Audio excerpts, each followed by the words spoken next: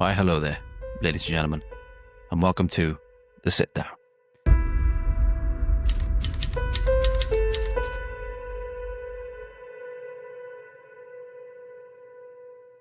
In this conversation, I had the opportunity to sit down with Mr. Rob Curgenven.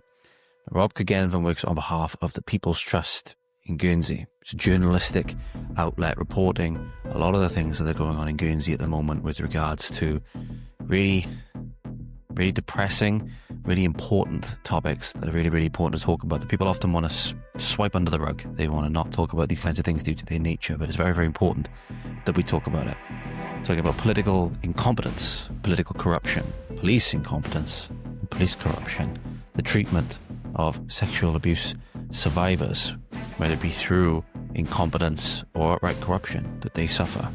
There's one instance, for example, of police in Guernsey that we talked about. We talked about several instances of women who have remained anonymous and remained anonymous throughout this interview, whose stories have been shared by Rob on his outlet. But we talked about their stories, and we go into detail about the kinds of things that happen from what Rob has been able to share on his website. Viewer discretion is advised for those kinds of things, obviously.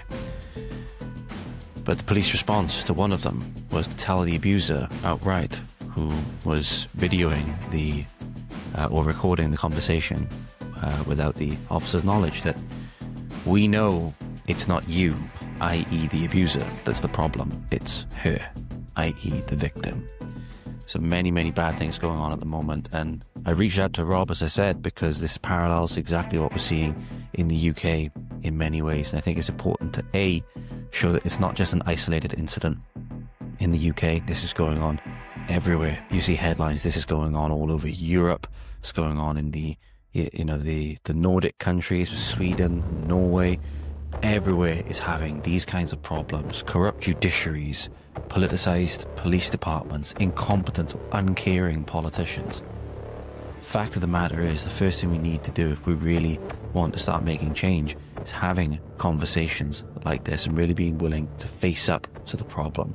And who knows, if we're willing to face up to the problem, maybe we'll just find reasons to hope for the future. There's a lot of dark things that we talk about in this interview, a lot of really bad things that have happened, a lot of bad systems and operations that have been put in place. But Rob makes it perfectly clear he's very hopeful for the future. And maybe we can take some of that attitude forward and be very hopeful for our future as well, provided we are willing to work for it. With that, ladies and gentlemen, I'll hand you over to myself, Mr. Rob Curgenven. Enjoy.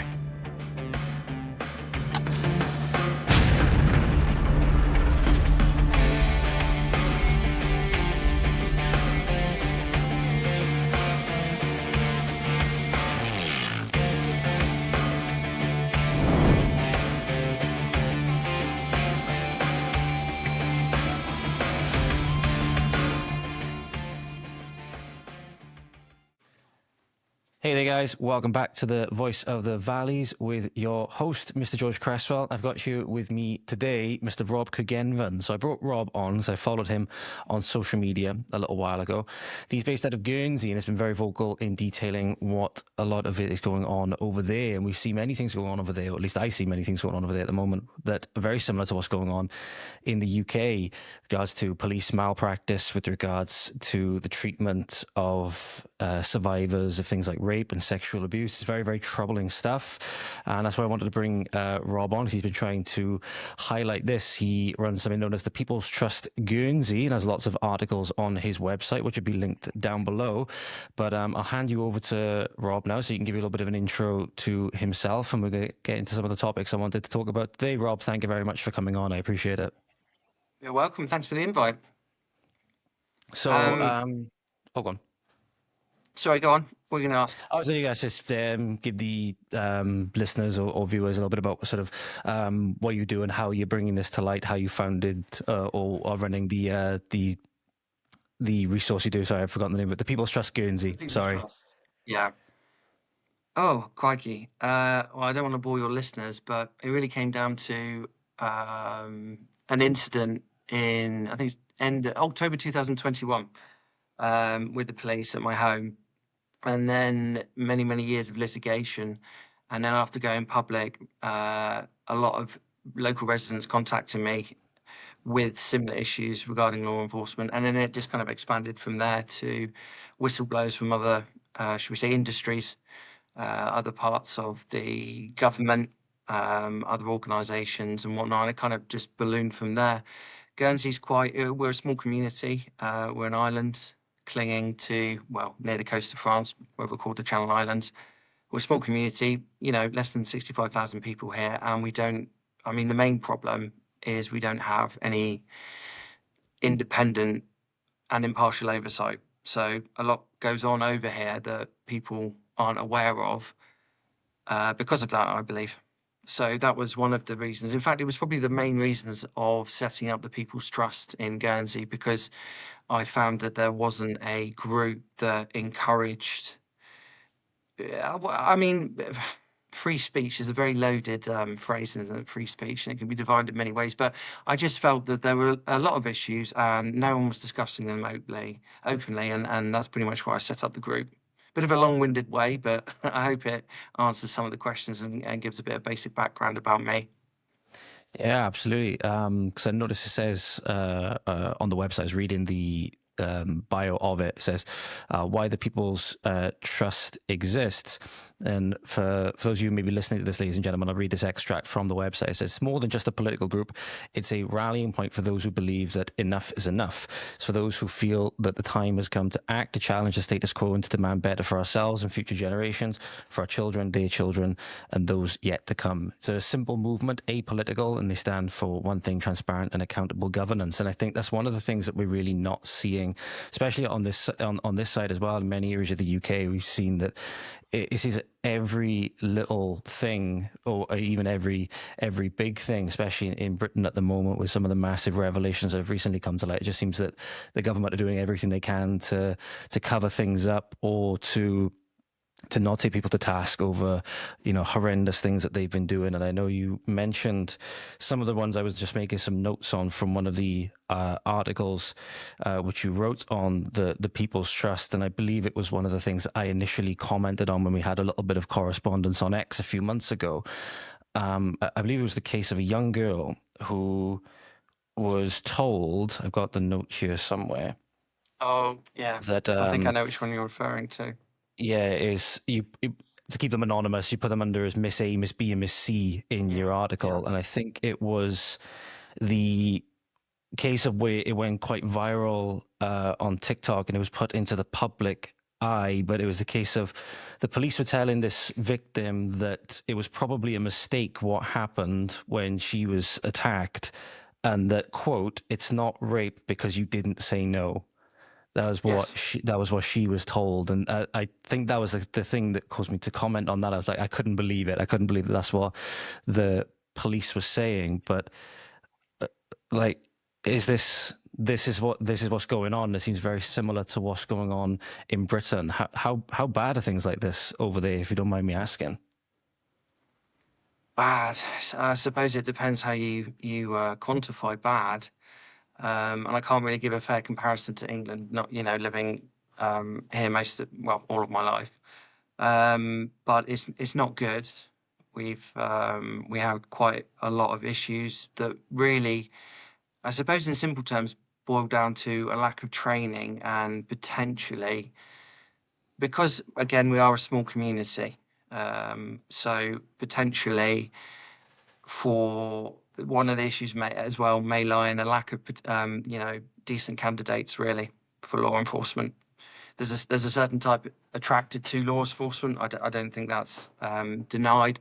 I think it's only, or at least the problems from that are exacerbated in smaller communities, and especially compounded by the fact that the local police have no independent or impartial oversight. So, for example, in the England and Wales, you have the Independent Office for Police Conduct. We have nothing like that. We have something called the Police Complaints Commission, but it doesn't have any legislative power to change the decision of a police outcome towards a complaint. So if you look at the relevant laws, there's two of them. If you look at them, it says that the Chief Operator of Guernsey Police is responsible for the outcome of all complaints. So the Professional Standards Department locally investigate themselves. That's no different from England and Wales. All of the Professional Standards Department are the starting place for police complaints. Where it diverges is the next step. I think in England, you have police complainants in England and Wales have the option of appealing first to the Chief Officer of Police. So the data I looked at, bearing in mind this is old data now, probably 2002, 2003, I think around about 15% of the time the chief officer would actually agree with a complainant, which I thought was quite good, actually. It was higher than I thought it would be. I didn't think that the chief officer of police would ever disagree with his staff, but evidently that's not true, at least in England and Wales. But then you also have the option of appealing to the Independent Office for Police Conduct. Now, I know that the IOPC has many controversies. I've read quite a lot about how they employ ex-police officers and stuff like that, and I don't really want to get into detail about that, because my main point is that we don't have anything like that at all. There's nothing independent from the police. So what happens if you appeal a police complaint in Guernsey? You appeal to the Police Complaints Commission. And if they uphold your appeal, and we'll get to that in a minute, all they do is pass back that complaint to exactly the same police officer who dealt with your complaint in the first instance. Oh, okay. Oh, okay. So your appeal goes back to exactly the same police officer who determined the outcome of your complaint in the first instance. So no one new sees it. And then there's no appeal to that. So I it's all see. handled in-house. So if you look at the laws, it's the Chief Officer of Police that determines the outcomes of all complaints, all appeals, and all disciplinary panels. And ultimately, there's no appeal to that. So that's the Wow. major So difference between Guernsey and the UK. Everything's handled in-house, law enforcement-wise.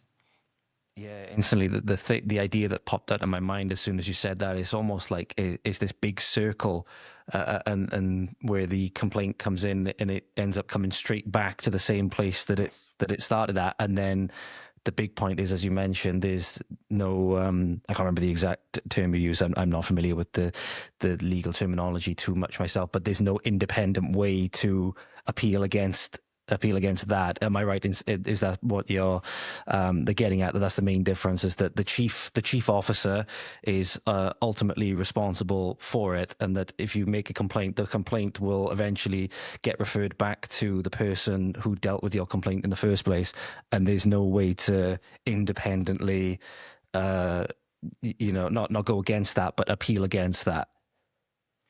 Yes, but we have to be very careful with the terminology and assumptions that we use. There Yes, of is course. a way you can appeal, Okay. which Home Affairs will consistently tell you. Mm-hmm. You appeal to the Police Complaints Commission, but they have no legislative power to change the outcome of whatever the police say. They just hand it straight back to the police. They cannot Right. say, Mr. Police Officer, we don't agree with that. We want you to, well, they can, but the police can just ignore them. And if memory serves me correct, the Police Complaints Commission was set up in 2011. Since then, it has, well, I'll ask you a question. How many times, so we do have appeals, it does go to the Police Complaints Commission. Since 2011, how many times do you think that the Police Complaints Commission has upheld a complaint on the basis it doesn't agree with the police's decision? I.e., how many times has it sided with the public rather than the police? Just take a guess. I'd like to say, based on the figure you gave earlier, if I'm right in saying earlier, you mentioned there was a figure of about 10 to 15%. Was it that they were That agreeing was in with the the UK. complaint? That was in the UK. I'll Yeah. sort of use that to sort of base my sort of decision off it. I'd like to see something similar, at least 10%, hopefully. Zero. The Zero. PCC has never found fault with a police decision when it comes to the complaint. It's got a 100% track record.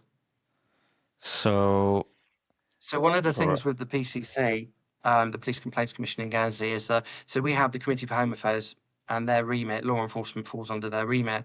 Also, the Police Complaints Commission falls under their remit. So the staff of the Police Complaints Commission work with the staff and work out of the offices of the Committee for Home Affairs, and it's funded by the Committee for Home Affairs. Ah, I see. So I there's see. no operational independence from the Committee for Home Affairs Yeah. at all. None. They have no legislative power whatsoever. And even if they did, they've never ever disagreed with the police. So it is a completely pointless organisation.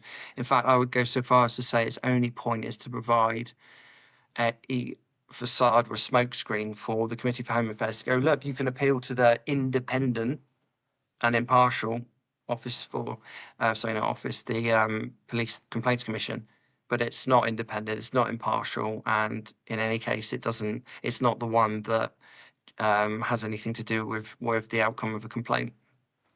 Yeah, and ultimately, as you said, not only is it finding 0% wrong with the police, as you mentioned, which was the bit that I didn't clock the first time, or due to a slight misunderstanding, is that they have no legal power anyway to like either overturn or to enforce anything. So I mean, they can ultimately, disagree with it. There is an option for the Police Complaints Commission to disagree with a police decision, and they can prefer, that's couched in legal terms, they can prefer a disciplinary panel, which basically says, like, we don't agree with it, we want a disciplinary panel. But the Chief of Police chairs the disciplinary panel. So again, it all comes down by law. The Chief of Police is accountable for every single complaint, appeal, and disciplinary panel on the island. That's Yeah, it. And then just want me saying, just this is directly from the article. If you guys want to go and read what I'm about to read, you will find it on the People's Trust Guernsey.com. It's titled under "Laws Are Not Enough When Training Fails, Victims Pay the Prices" from April 12th of this year. I'm just gonna give you an idea of some of the things that have come of this process. So, if I remember, I'm just going to read some of the things which you put in this article now to give the listeners or viewers some of the context as to the kind of situations that we're dealing with. We have 3 instances here, ladies and gentlemen, of one instance in the situation of a lady known as Ms. A. Police in Guernsey advised a victim to, quote, pretend to be in a sexual relationship with her abuser. I believe, if I'm correct in saying, it was a domestic abuse type of abuser. Promised arrest the next day, but yet a week went by before he was finally arrested. And allegedly, the police told the abuser that, quote, they know he is not the problem, but she, i.e. the victim, is. This is one of the instances that we're referring to here when we talk about when we can't find the, police at fault. These are the things that are being brought forward, that this is how the victims are being treated. I'm kind of confused. I don't know if you have... one, by the way. Oh, what's that, sorry? Just a note on that one. When you say allegedly, which you've a right to say, unless you've seen the proof, that was actually was it Miss A? It wasn't Miss A, was it? Miss A's abuser was so manipulative that he actually recorded the conversation with the police officers. A male police officer came around to his house and openly admitted that, bearing in mind that the police had contacted Miss A in the first instance to tell her he's manipulative, he's coercive and controlling. We are warning you of this.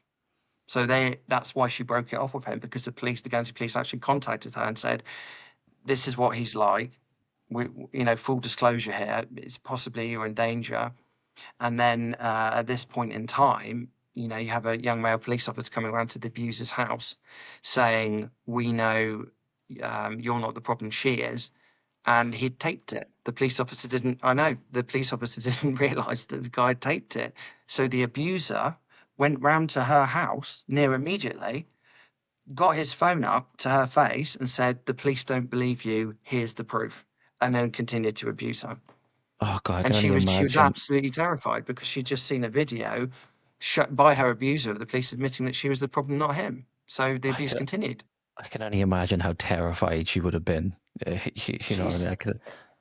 She's I mean what that lady went through, yeah, it affected me a lot. I mean, I can she's imagine. incredibly brave to allow me to even speak about this, even anonymized, and she allowed me to share her complaint because her lawyer was rightly incensed. He was apoplectic about how she was treated, and rightly so. And Hmm. he wrote a very succinct and concise complaint. That is actually, if you're on the webpage where I wrote about that, I've actually linked it in there. The full complaint. It's been redacted for obvious reasons, but the actual full complaint written by Hmm. her advocate, they're called advocates in Guernsey, not lawyers or solicitors. You can actually find it on the page there. Yeah, 'cause there was some notes I was making with this, so yeah, I could see that the document was heavily redacted. But it says here, failures of complaints. Why was the case not investigated by the Public Protection Unit? And describes the Public Protection Unit as a specialist term of detectives, quote unquote, which quote takes the I'm assuming it says lead. It says lead, but I'm assuming it says lead, meant to say lead, from a policing perspective on issues relating to domestic abuse. Furthermore, we coordinate and facilitate the what is known as the Multi-Agency Risk Assessment Conferences, or MARAC. I hope I'm pronouncing the acronym right. These conferences are held every fortnight and focus on identifying and managing risks to victims in high-risk domestic abuse situations. I would say that a police officer openly saying to the abuser that he knows that the victim is the problem, quote unquote, I imagine that would fall under something which you could describe as identifying and managing a risk to a victim in a high-risk domestic abuse situation, most definitely. And I think that, just to add to that, not only did the incident occur that we just talked about, but also she was also interviewed, and she actually, I'm not really. I'll just have to think carefully about what I'm going to say. Yes, of course. But there was an incident where she was completely open and honest with the police. She went to the police station and said, "This has happened. I'm not sure what had happened. I may have been drugged or something." And the officer forgot to write down what she had said, and her abuser found out about it and came into the police station and said, "She's lied to you. Um, this happened." And the police ended up bringing her in for, it was luckily it was for a voluntary interview, which rarely happens in Guernsey because they don't have to apply what's called the necessity criteria, which you have in England. So all they need in Guernsey is a reasonable suspicion for a crime. It could be spitting. They could have thought you swore in public. It's a very low bar, and they'll just nick you.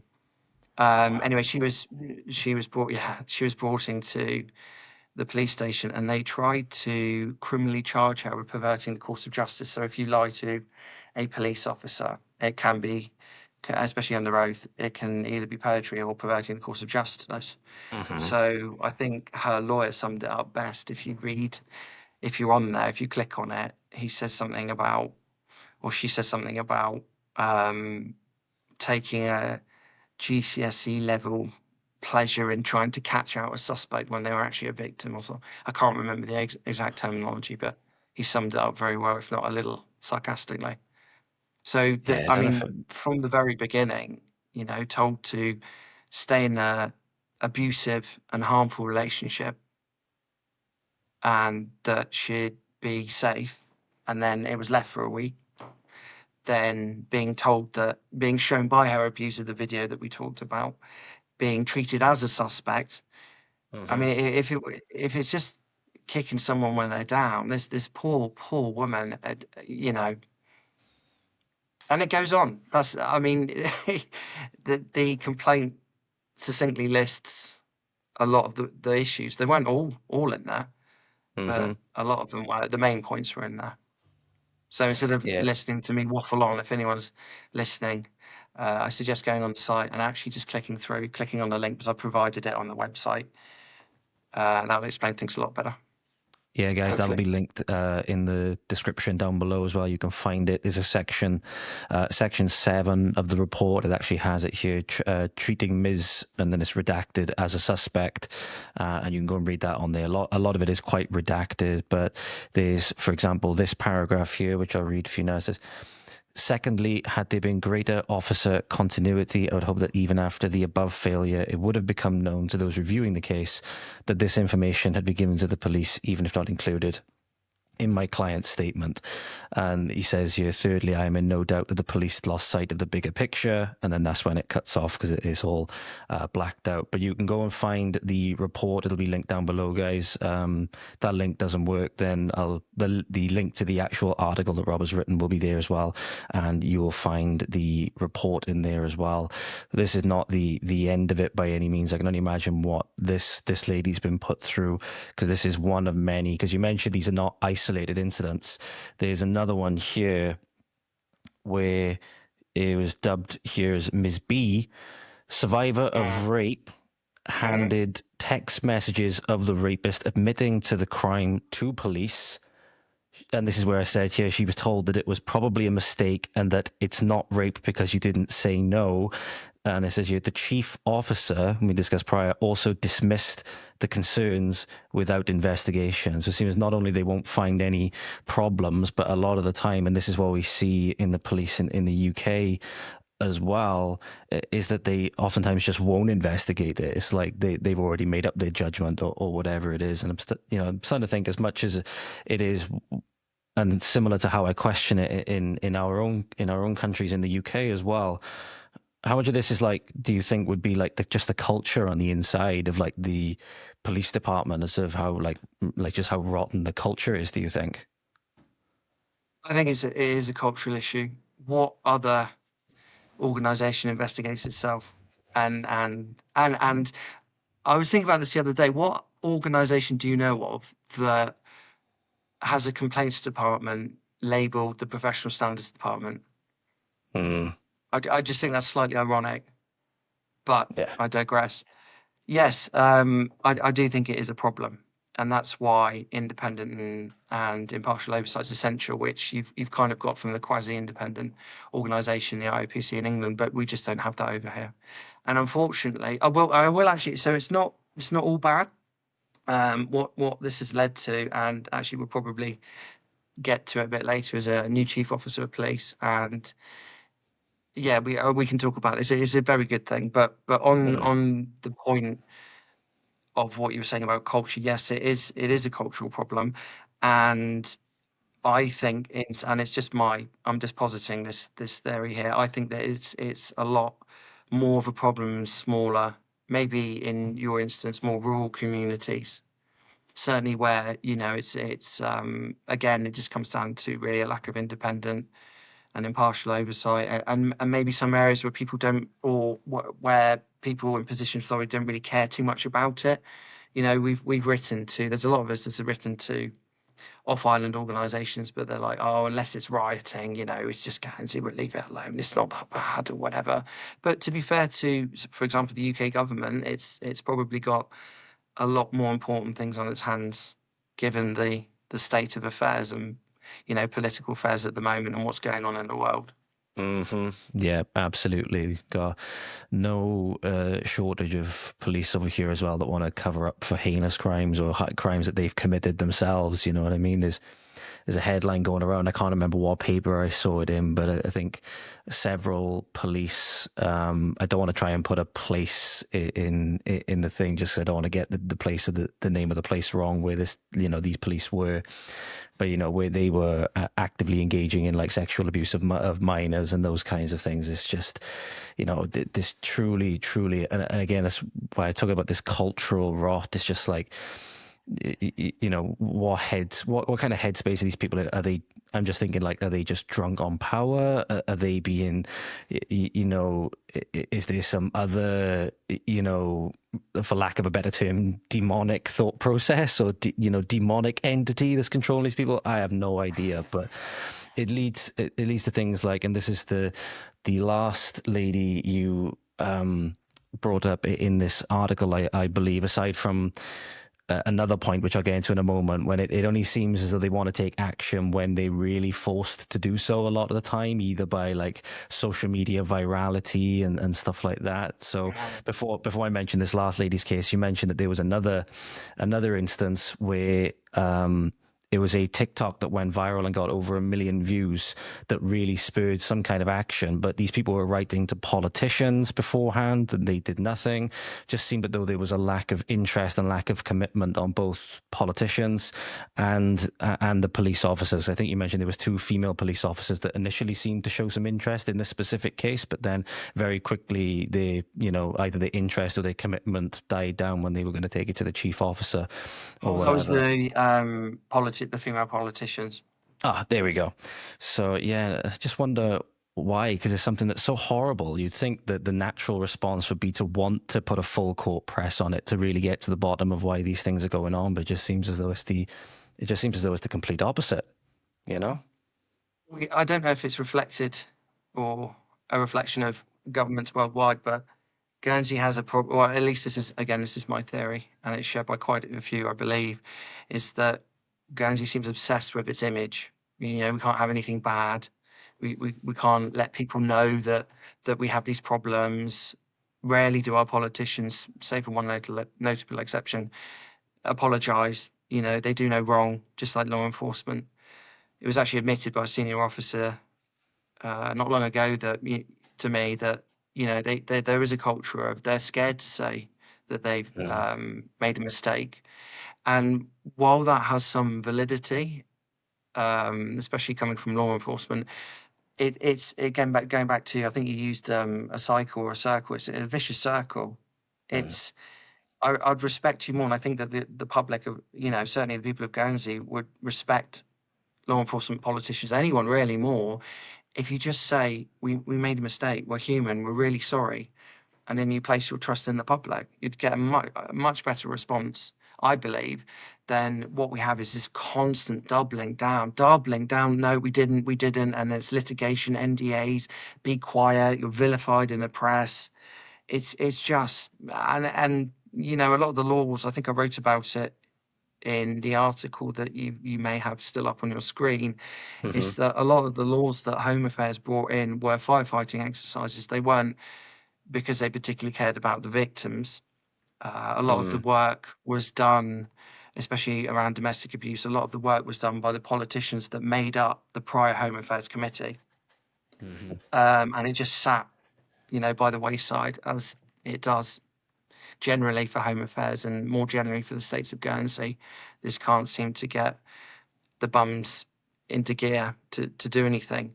But mainly the laws that were recently passed by Home Affairs, so there were some that applied to domestic abuse, stalking, harassment, that area. And there were also, before that, there were laws passed in relation to the police complaint system.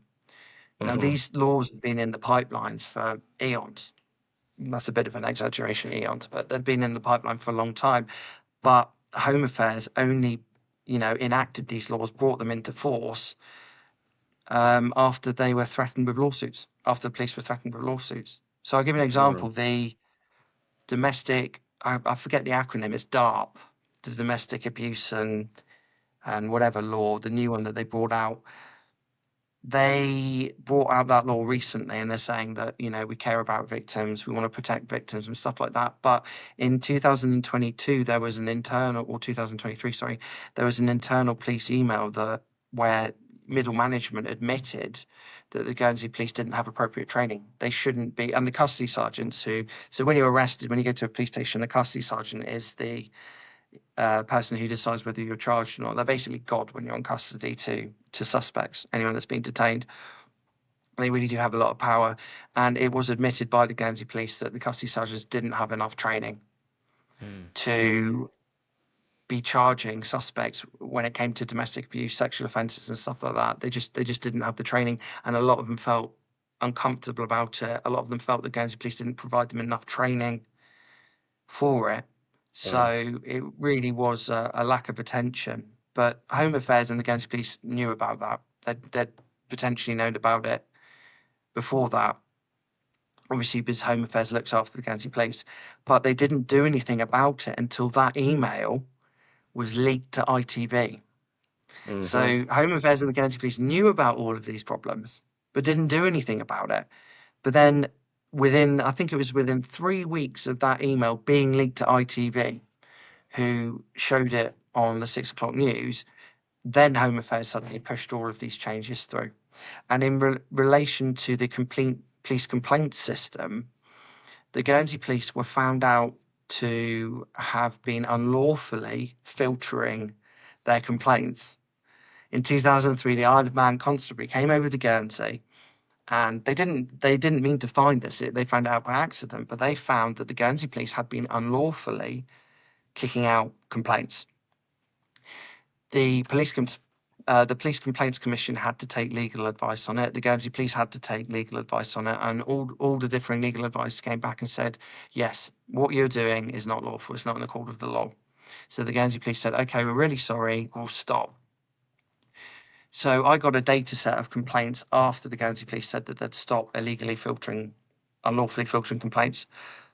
They didn't. They didn't stop. And this is not an opinion. This is a fact. A fact I'll define as something that is unarguable. This is not in dispute. The Guernsey Police won't dispute this because it's factual. They were actually still applying an unlawful filter that they knew, they admitted was unlawful, to kick out complaints, mostly in my data set, which is admittedly small, mostly when complaints contain criminal allegations against them. So in doing so, they were unlawfully filtering, kicking out the complaints. So none of the police officers were subject to the lawful requirements of what would happen under the regulatory framework, and also in accord with human rights legislation, in particular Article 3. They just even now they don't bother. They'll tell you they do, and it's all in line, but it's not. Wow. And I remember you mentioned I found a bit in your article, I believe it was, you mentioned the Home Affairs measures, but as you said, they feel like stopgap measures, a public relations exercise, attempts to paper over a far deeper need, which is training that equips officers to handle violence against women and girls appropriately. Without it, victims face blame, dismissal, you said they were just unlawfully kicking out complaints, quite often placed in danger. They quote, not fit for purpose, police complaint system with no decent victim care in place. Victims have nowhere to go, no one to turn to, and no wonder if they're unlawfully just getting rid of complaints, then these people that are meant to. Now. Oh, it's lawful now. Sorry, it's lawful now. So 8 working days after the Guernsey Police received a lawsuit which contained or involved claims of senior police officers using an unlawful filter, the President of Home Affairs, Rob Prowl, brought in a law 8 working days later legalising the use of that unlawful filter. So they hadn't changed the complaints law since 2011. Then they receive a lawsuit involving you've been illegally kicking out complaints, and this applied to my complaint. So then the President of the Committee for Home Affairs changes the law, just makes it lawful. So quite literally 8 days later, they just made the illegal 8 working days legal. later. They just and the worst thing about legal. this, and I don't know if we're going off a bit subject or not, but perfectly fine. I think it's relevant because I think that it helps to explain why the culture is like it is and why we get the results we get, at least in Guernsey. It was a law 8 days after, wasn't it? And then he made, I'm just trying to think in my head. I did write an article. If you're on the People's Trust, there is an article. There's one named Lies, and Damned Lies. I paraphrase Mark Twain there. I think there's one earlier. If you go down to Lies or Incompetence or something like that. Have a look on posts. Is it two? Right. So there's lies, and more damn lies. There's Lies or Incompetence. That's the one. If you click on that one, that might. There we go. I think that's the right one. Here we go. So that basically talks about the current president of the Committee for Home Affairs, Guernsey Committee for Home Affairs, and he has made various false statements to push these laws through. Now, we Wow. know that they're false. That they're false is not in dispute.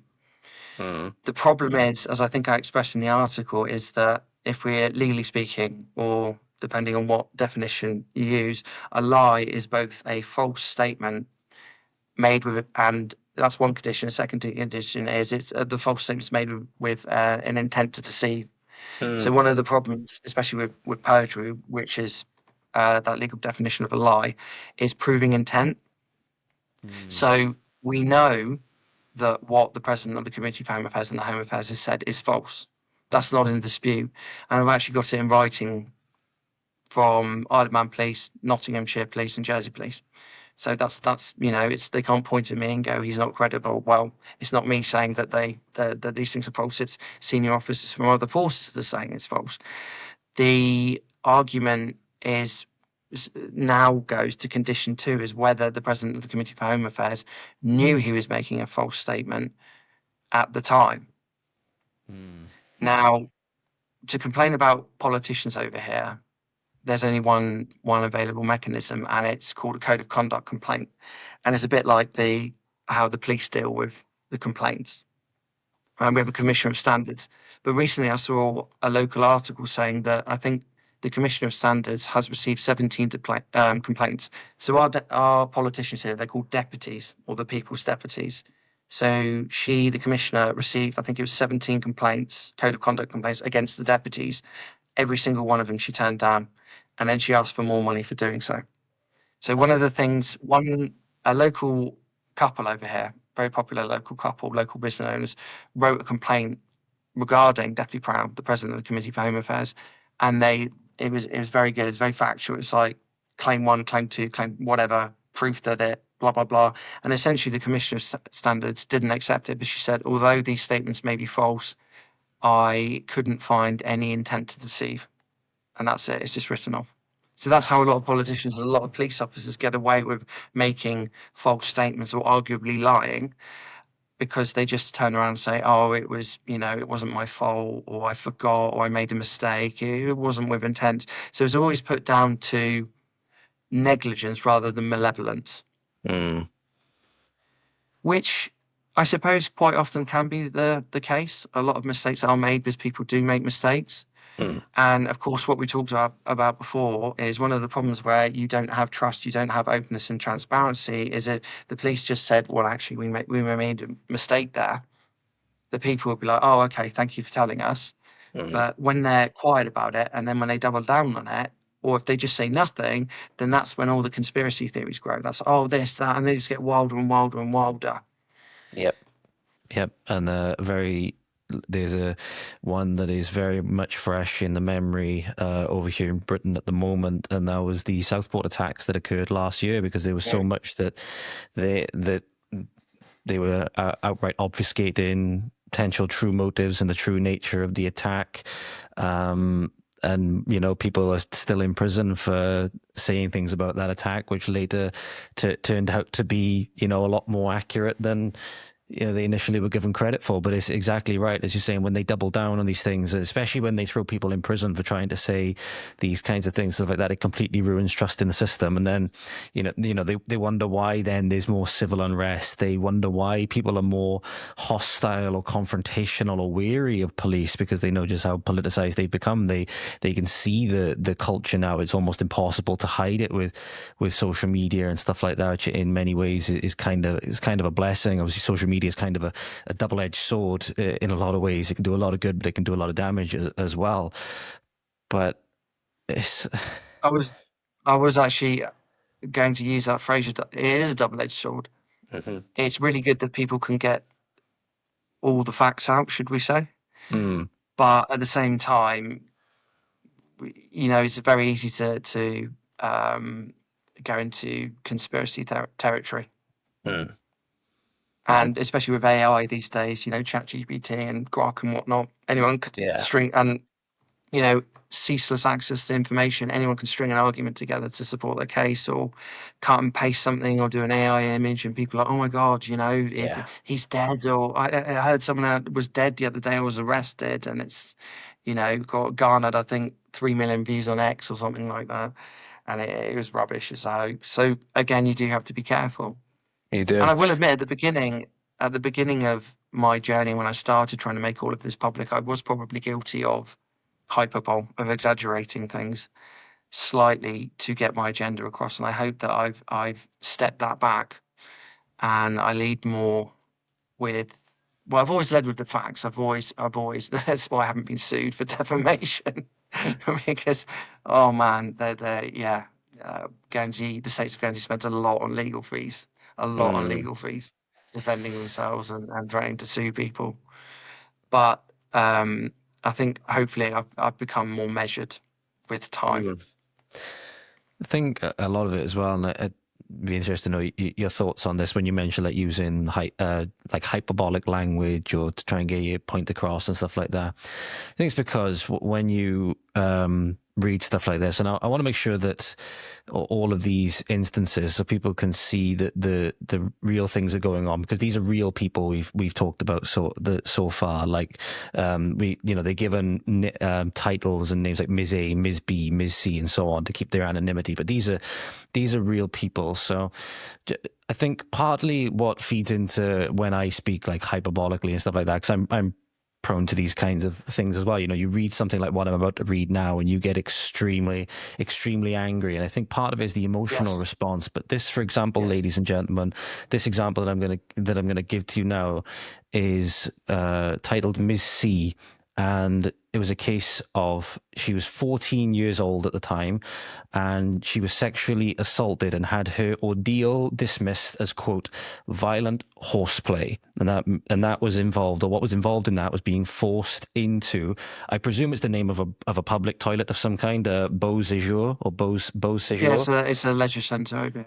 Oh, there we go. So into a leisure centre toilets for unprotected sex, as well as being beaten, abused and humiliated. She was dragged to and fro by her hair as her abuser laughed. And the police statements were so inaccurate that she and her friends refused to sign them. So you read something like that, and especially, like, I don't have any children at the moment, but it's something that I'm thinking about more and more, bringing them into the world. Many people that will be listening to this may have kids or maybe in a similar position. And you imagine that as your daughter, or, as your sister or something like that. It's absolutely awful. And then you can't be faulted to a certain extent for having like a visceral emotional reaction to that. Do you think that kind of, like, seeing stories like this would play into that hyperbole and that emotion as well? Absolutely, you're absolutely right. I think it's a very emotive subject when we're talking, especially when you're talking about violence against women and girls. And by the way, I do appreciate the irony that two men are speaking about this. By the way, about violence against women and girls. I mean, it shouldn't be like this. No. But the victims that I've spoken to want their anonymity for a reason, because they've been hurt, they've been abused, and they've been let down. And I completely understand why they wouldn't want to. Just by talking to me and sharing a story and giving me consent to share it, I think that it's just, they're incredibly brave people for doing that. There was Massively. one thing I wanted to point out before, say, answering your question, and we were talking about hyperbole, and Mhm. maybe in the past I was guilty of that, and I'm sure I am now, and I'm sure I will be in the future, being human. But the incidents that you have read out from my webpage, from my article on the People's Trust, Miss A, Miss B, and Miss C, that's not hyperbolic in the fact that it's not exaggerated, and it's not my opinion, it's a fact. Yes, So yes. I'm very careful with what I write. And if your viewers, your listeners do go onto the website, they will know that she wrote to deputies or politicians explaining all of this. Yes. And unbeknown to the police, and I'm sure if they are listening to this now, they're probably going to wonder what it is. But unbeknown to the police, the family member did record conversations with police officers about that case, which I've listened to. I've also spoken to the family. I've also spoke to extensively. Well, I've spoken extensively to Miss A, Miss B, and Miss C. I still do. And all of the evidence, all of their claims, which I have consent to share with the public, they're all backed up by facts. So I've looked at all of the facts, and everything that could back it up that I'm legally allowed to show people is on the website. So if anyone here's this, or reads my article and is like, well, where's the proof? Where's the proof? If it's not there, please do contact me. I'd like people to point these things out if they think that there is no evidence in there. But I'd like to think that people would know, or at least will know in the future, that I'd never post anything like that without evidence. Yes, yes. Because I think it's just one of the biggest things that, as you mentioned, as we were talking about before, the lack of transparency and all of these things just makes all of this stuff worse. Almost like, people like yourself or other journalists, whoever may be talking about these things, whoever has been charged with that responsibility of bringing these people's stories forward to, as you said, present the facts and let the facts stand and let them be known.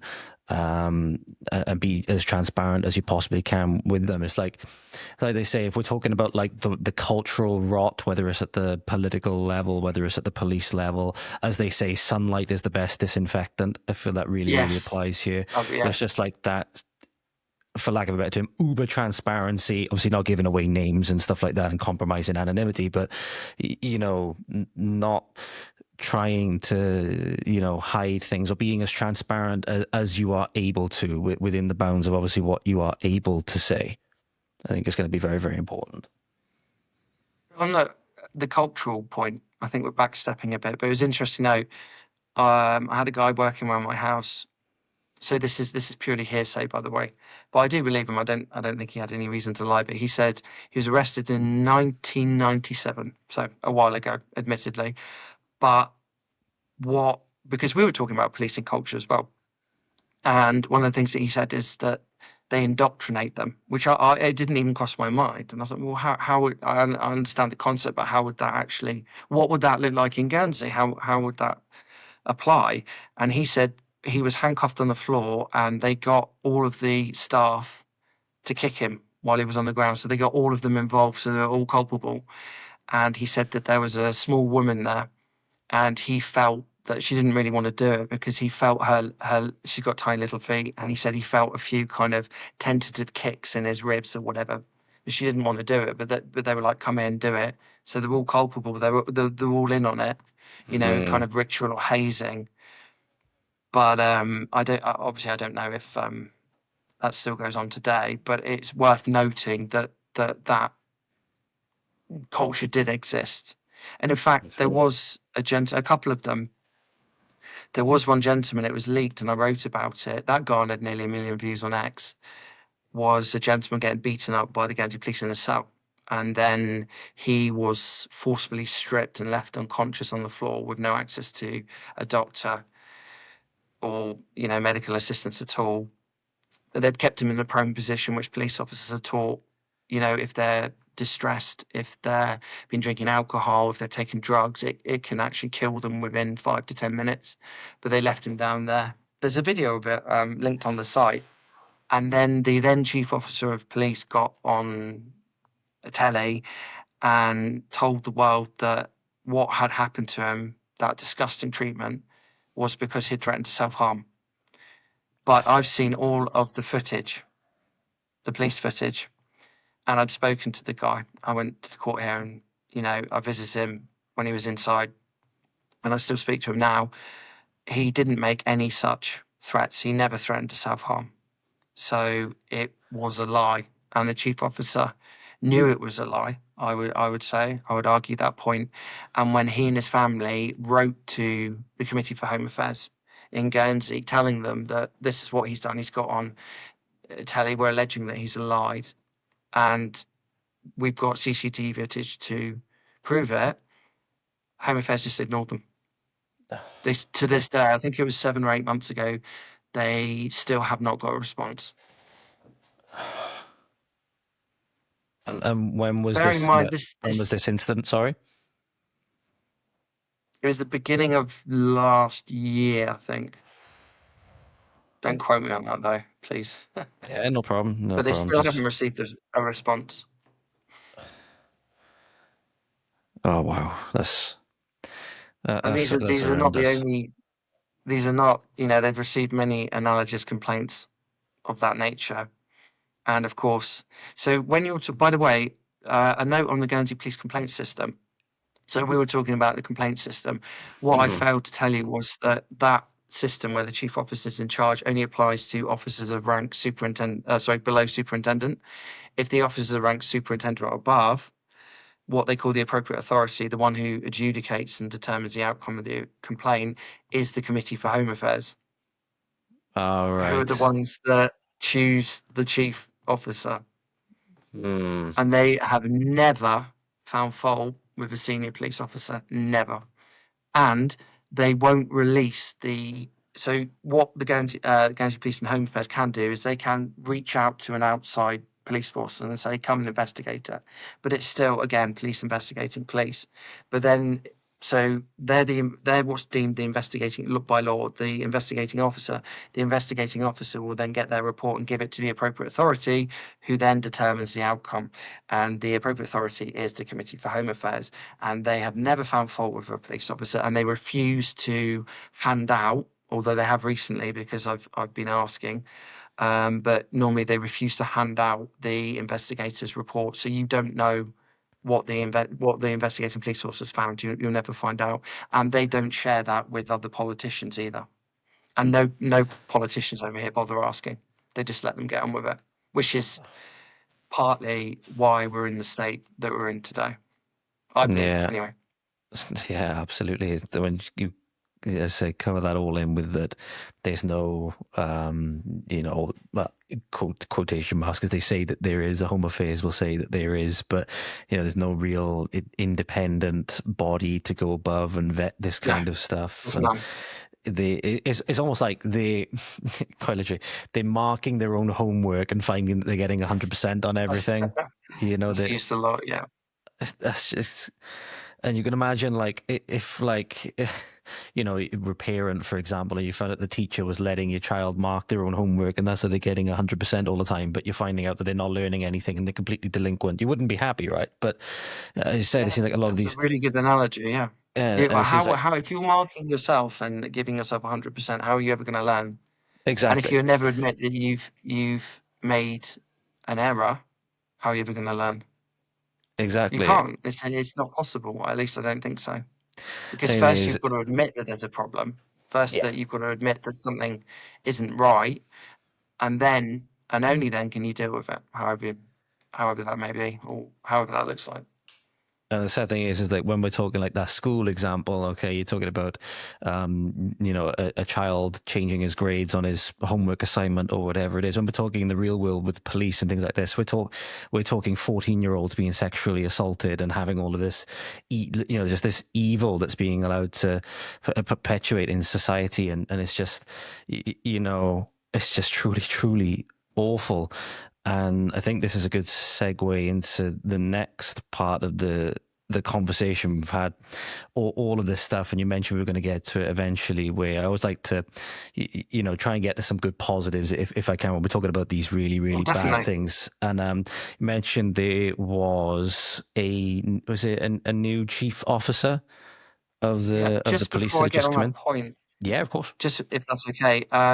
So what on the website and in the articles, I linked the complaint. I've also provided the police response.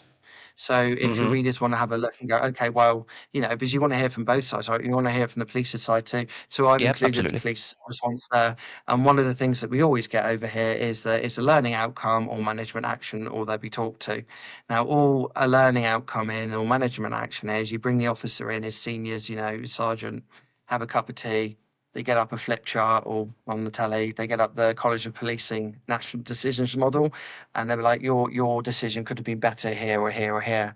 And then within 20 minutes, cup of tea finished, the officer's sent off, and that's it done. That's the learning outcome for the officer to repeat that perpetually.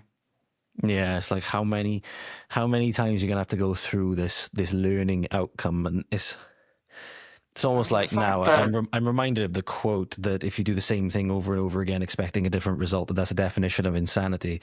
I'm sort of reminded of that to a certain extent, and it is, I think, a large point as well. People are so politically, or they're so apathetic to everything that's going on nowadays. They just don't see any way of it getting better, or they just like, oh well, that's just the way it is. I'm like, well, I just see it as now we can't afford to be apathetic about it anymore. You know what I mean? Especially when these horrible things are going on. But you was going to say something then. I do apologise.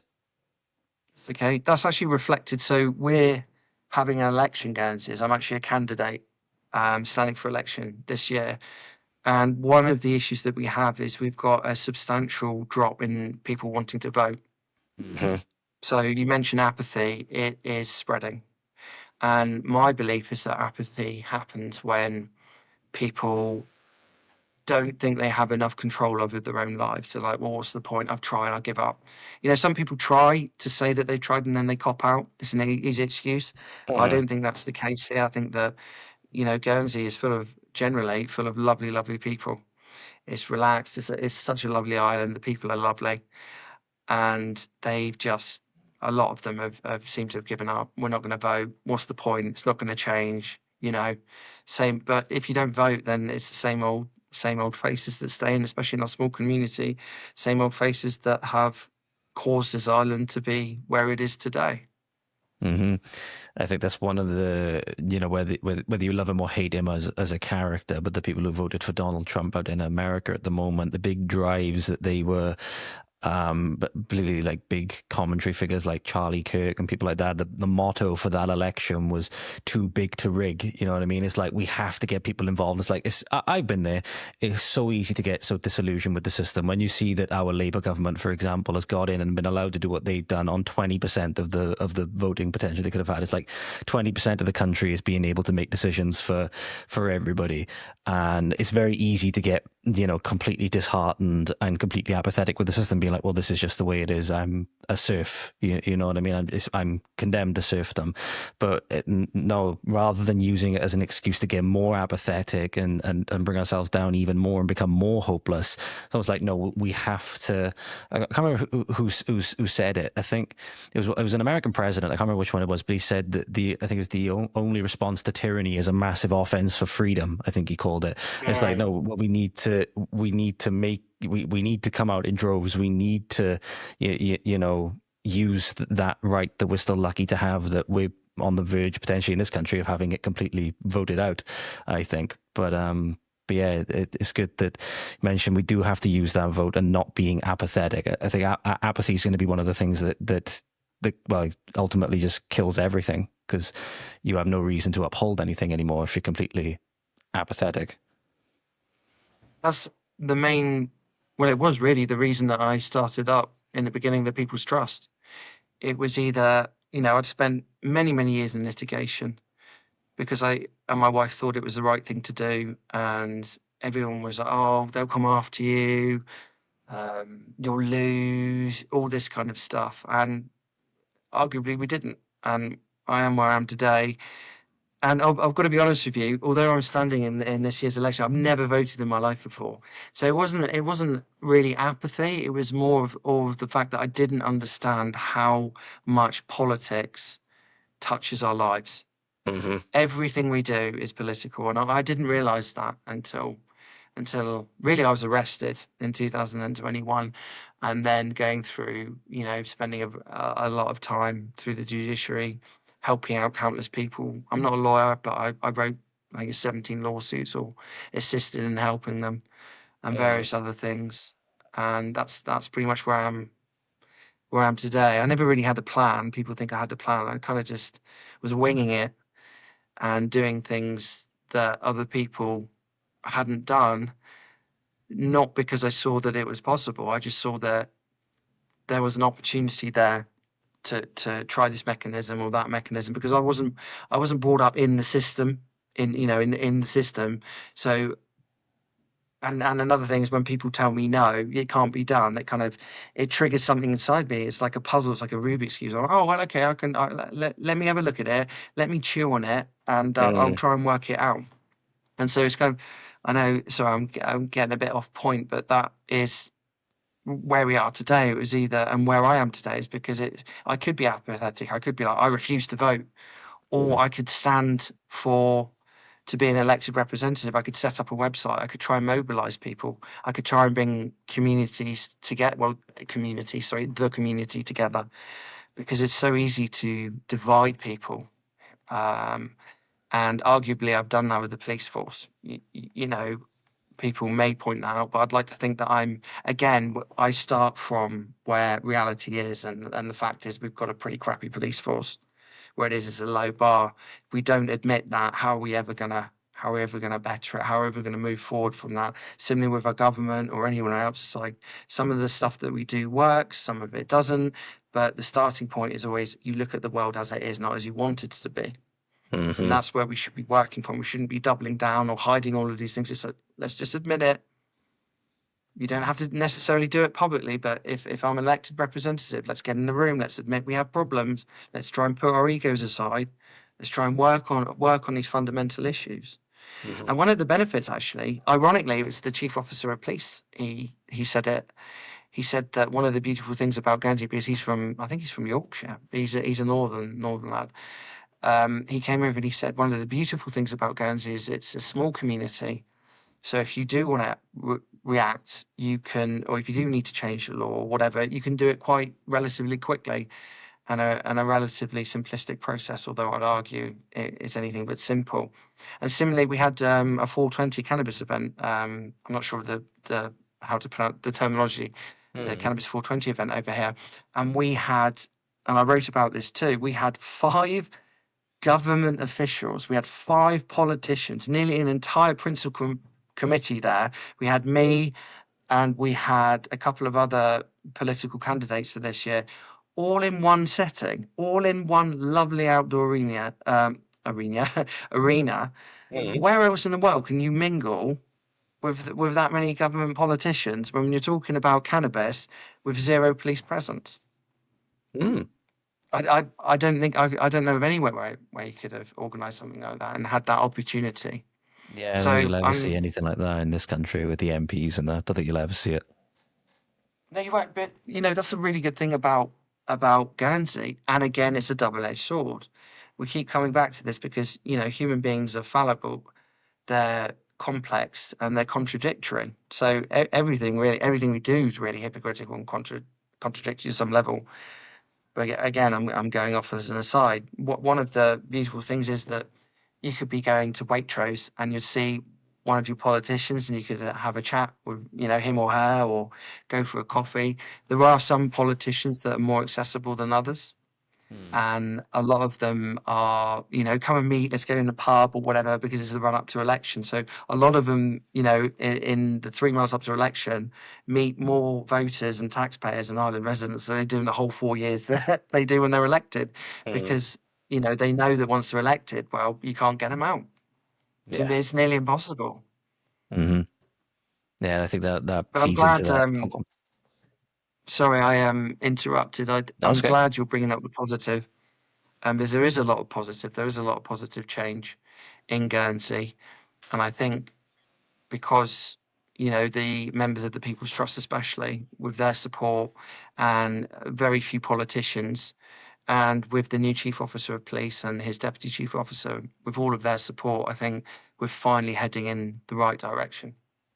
No, that's good because again, it's like when it's very easy for people. I don't like it when people take this sort of outlook of like, well, if it's going on, like in, people are going about, if I talk about problems that are going on in an English city, like in London or something like that, and we live, 4 or 5 hours away. Well, I'm like, well, look, we're connected by land, we're connected by bridge. There's no reason why whatever problems are going on up there, they couldn't very easily be transported down here in less than a day.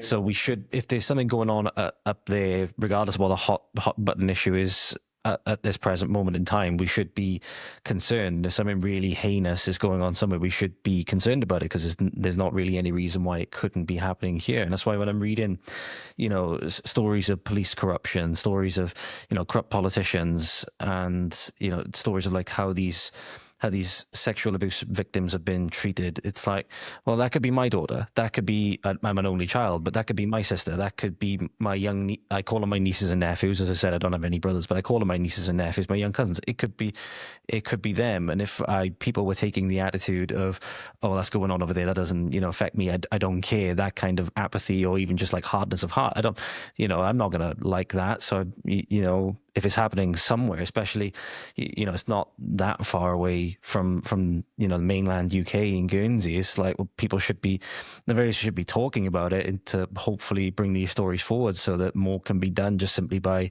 more attention being brought on it. It's arguably, for example, that the reason why so many things are going on in the UK at the moment with regards to big issues like grooming gangs and stuff like that is because of, regardless what you think of him personally, the presence of figures like Elon Musk amplifying that message on X and stuff like that. And like, just sometimes that one voice, even if, you disagree with them or don't like them personally, that additional eyeballs they bring can be very important for making it unavoidable, because it's almost like, corrupt politicians or the police, whatever, want to make these issues as small as possible. They want to divert, they want to distract, they want to do all these things to try and take people's eyes away from it.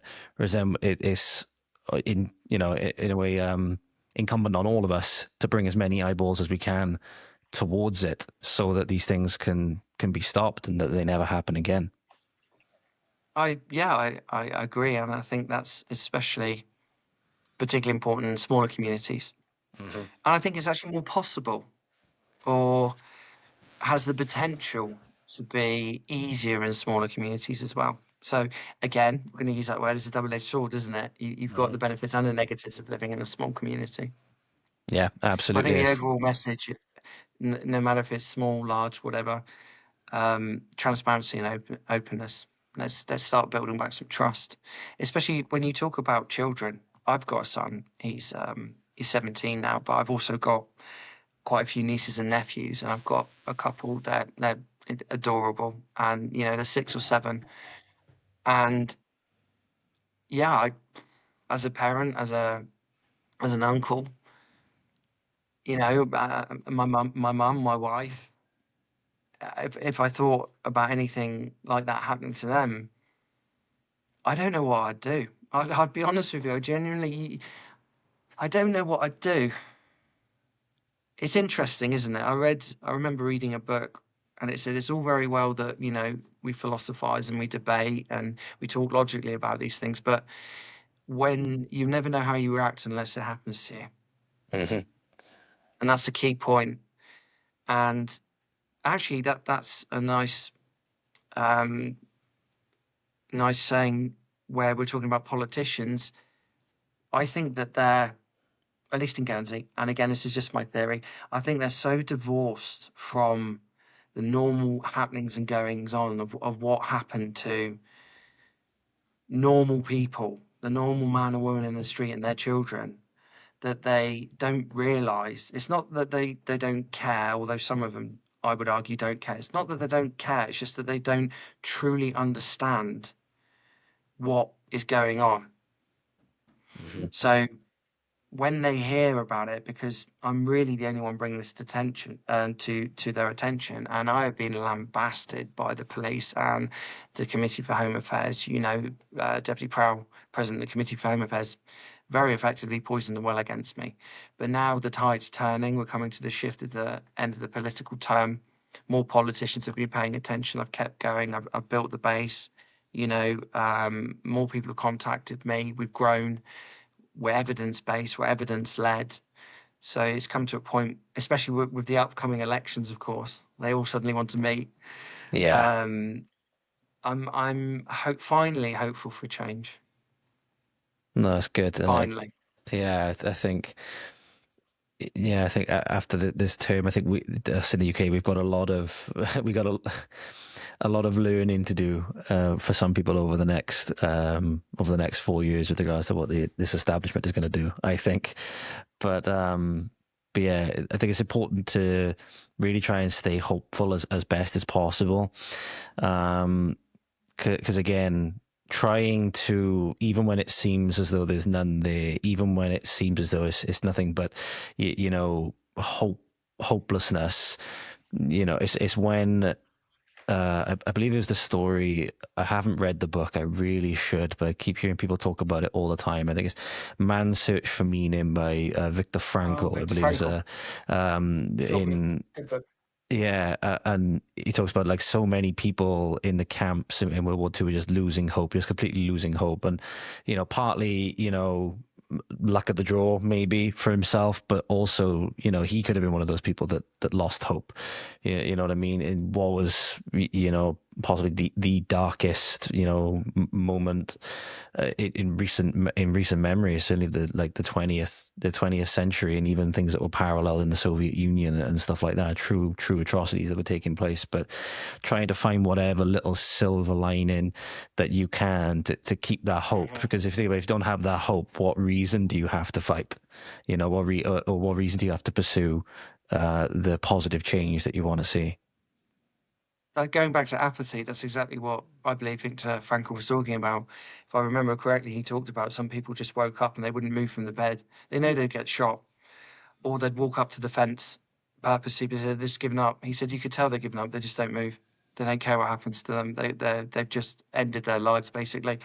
And I see a lot of course, we can't compare current political climates to, you know, the war. I mean, and the Yes. atrocities that happens. Yeah. So I say this very loosely, but in a way, I see a lot of people politically apathetically similar, as in they're getting, you know, not literally, it's a metaphor, but you know, they're there and they're just sitting there and they're not bothering to get up. They're not bothering to exercise their democratic rights that, you know, our grandparents and our past generations fought and died for, because they've just had enough.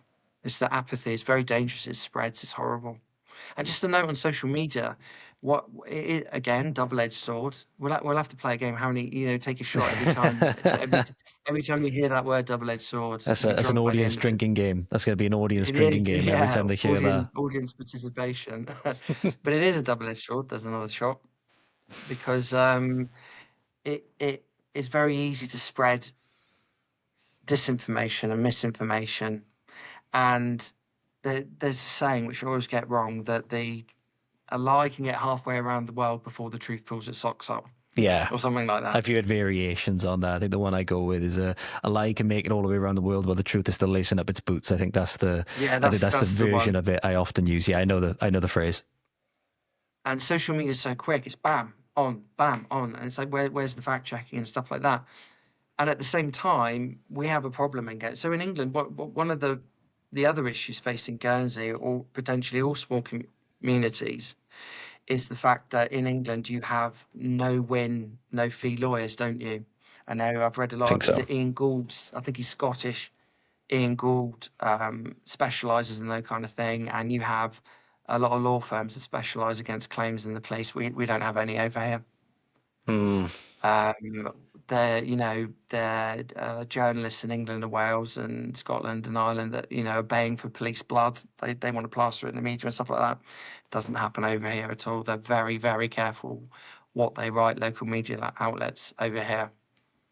Probably for threat of being sued by the state all the time. One journalist told me, locally, domestically in Guernsey, he said that if we're not receiving one or two lawsuits a week from the states of Guernsey, we're not doing our job.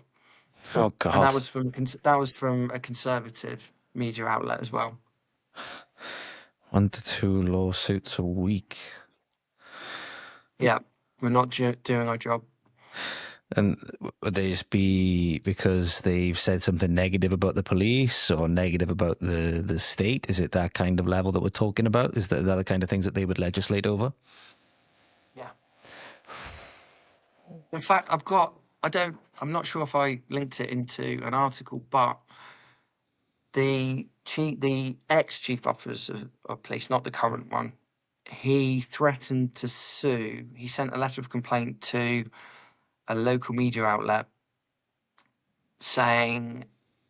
basically threatening them with a defamation lawsuit, because they had published 2 facts about him and when I say facts, I mean a fact.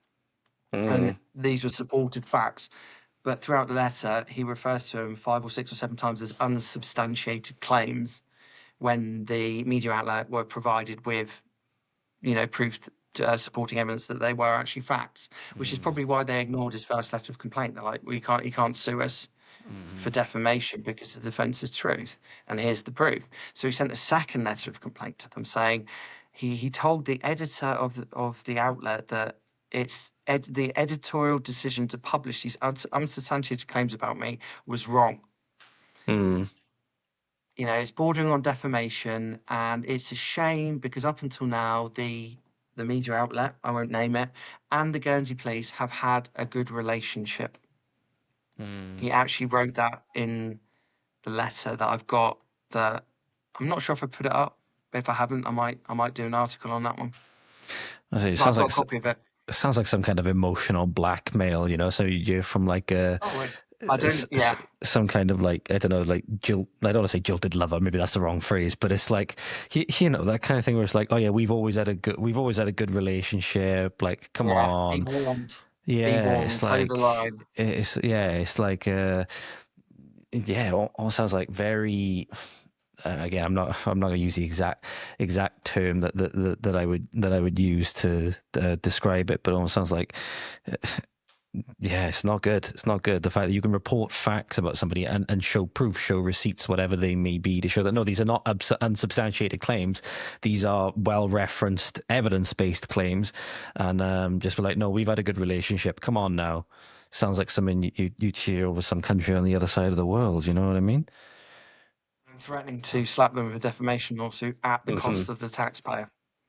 Yeah, and that's the big point. The taxpayer suffers because of that, yeah. Someone sent me through something interesting before. So I see that Trump is now allowing or bringing into force laws which enable the police to be represented by private law firms. Did you see something like that? I haven't seen that. No, I haven't seen that. That's interesting. I'll go look that up. We actually have that in Guernsey. So our president of the Home Affairs must have been speaking to President Trump about it. Oh shit! Must have thought it was a good idea. No, that's okay. I won't expand on that if you haven't seen the article. I'll have to have a look. If you've got the article, you can send the link over, and I can check it out. That'd be a good read because it's very puzzling indeed. So it's to just to read through that. It was to allow the police to be represented by private law firms. Is that what it was? I can't remember. Sorry, I'm paraphrasing. I've got it somewhere. All right.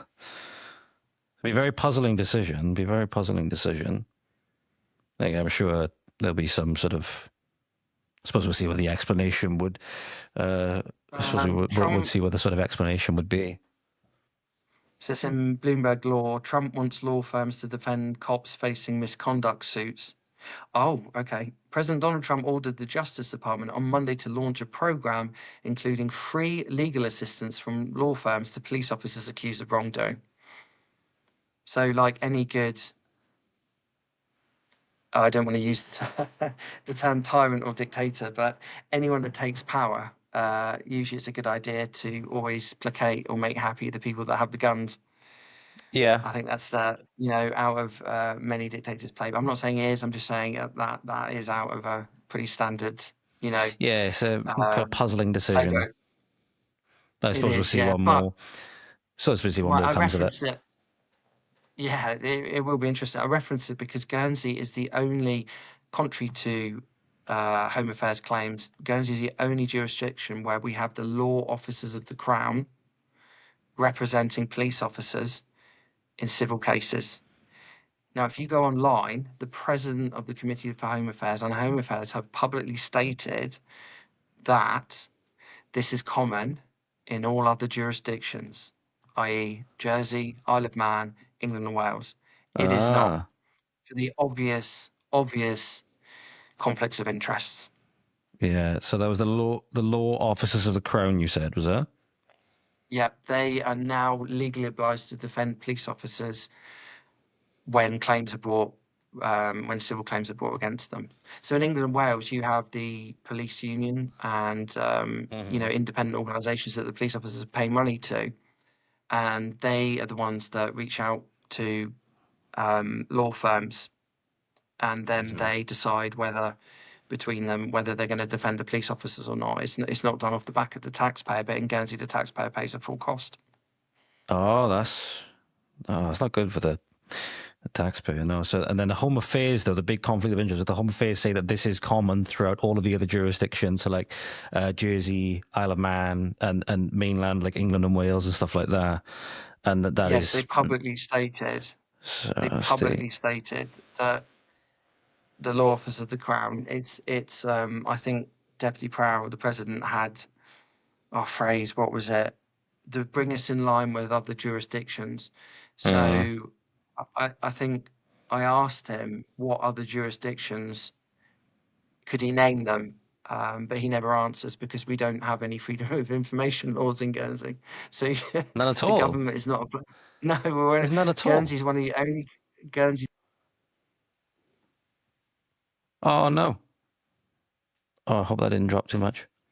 Sorry, ladies and gentlemen, I think the connection may have dropped, so I'm hoping that it'll come back in for Rob in a second. It's done this to me on a meeting earlier that I had. It temporarily dropped, but hopefully it should be back in a moment. And there we are, back. So technical difficulties aside, guys, obviously you guys won't hear that too much because I paused it, but not sure exactly where we left off. I think it was around this last point that I just wrote down. You mentioned that rather surprising that Guernsey has no freedom of information laws at all.